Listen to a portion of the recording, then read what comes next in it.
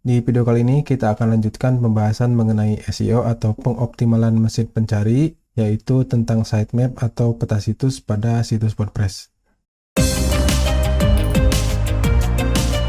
Halo teman-teman semua, selamat datang kembali di channel Kelas Bareng. Saya Yuwana dan kali ini kita akan melanjutkan pembahasan tentang WordPress. Ini adalah salah satu video dari seri kelas WordPress yang akan kami tayangkan di channel Kelas Bareng ini. Di video kali ini kita akan lanjutkan pembahasan mengenai SEO atau pengoptimalan mesin pencari, yaitu tentang sitemap atau peta situs pada situs WordPress. Mari kita mulai. Pada video pembahasan tentang SEO sebelumnya, kita telah membahas tentang apa itu SEO, kemudian mengapa SEO itu penting, dasar-dasar SEO WordPress, kemudian memasang plugin untuk meningkatkan SEO, dan best practice SEO WordPress. Kemudian kita juga telah membahas beberapa best practice SEO WordPress, yaitu mengenai menggunakan kategori dan tag dengan benar, kemudian menjadikan tautan eksternal sebagai kebiasaan, optimalkan komentar di WordPress, tautan eksternal nofollow di WordPress, kemudian posting teks penuh atau ringkasan, dan kecepatan dan keamanan untuk WordPress. Lebih detail mengenai penjelasan SEO dan best practice dasar tadi bisa teman-teman lihat pada video sebelumnya tentang optimasi SEO WordPress. Dan untuk kali ini kita akan bahas mengenai best practice lainnya. Yang pertama yaitu cara menambahkan peta situs atau sitemap XML pada situs WordPress. Nah, tetapi sebelumnya akan kita bahas singkat terlebih dahulu mengenai sitemap ini. Jadi peta situs atau sitemap XML membantu mesin pencari dengan mudah menavigasi konten situs web kita. Nah, ini memberi mereka daftar semua konten di situs kita dalam format yang dapat dibaca oleh mesin. Nah, peta situs XML adalah file yang mencantumkan semua konten situs web kita dalam format XML, sehingga mesin pencari seperti Google dapat dengan mudah menemukan dan mengindeks konten situs kita. Ini juga memberi tahu mesin pencari tautan mana di situs web kita yang lebih penting daripada yang lainnya, dan seberapa sering kita memperbarui situs web. Peta situs sangat penting dari sudut pandang pengoptimalan mesin pencari atau SEO ini. Peta situs sangat berguna ketika kita pertama kali memulai blog atau membuat situs web baru, karena sebagian besar situs web baru tidak memiliki tautan balik. Nah, ini mempersulit mesin pencari untuk menemukan semua konten situs kita.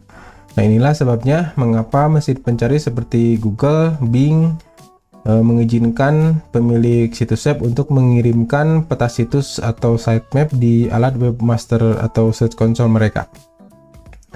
Nah, ini memungkinkan bot mesin pencari mereka untuk dengan mudah menemukan dan mengindeks konten kita.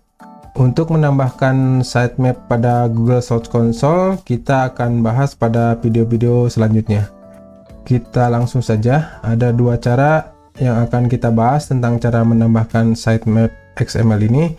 Yang pertama adalah tanpa plugin, dan yang kedua dengan menggunakan plugin Yoast SEO. Di video kali ini kita akan gunakan yang tanpa plugin. Untuk yang menggunakan plugin Yoast SEO akan kita bahas pada video selanjutnya. Kita masuk dulu ke admin area WordPress-nya. Jadi sebenarnya hingga Agustus 2020, WordPress tidak memiliki peta situs bawaan. Namun sejak versi WordPress 5.5, mereka merilis fitur peta situs XML dasar. Nah, ini memungkinkan kita untuk secara otomatis membuat peta situs XML di WordPress tanpa menggunakan plugin. Kita cukup menambahkan wp min-situs.xml di akhir nama domain kita, dan WordPress akan menampilkan peta situs XML default. Sebagai contoh, ini nama domainnya. Kita buka di tab baru, kemudian kita tambahkan wp min sitemap.xml. Nah, jika terjadi seperti ini, halamannya tidak ditemukan, nah, maka ini biasanya karena pada pengaturan membaca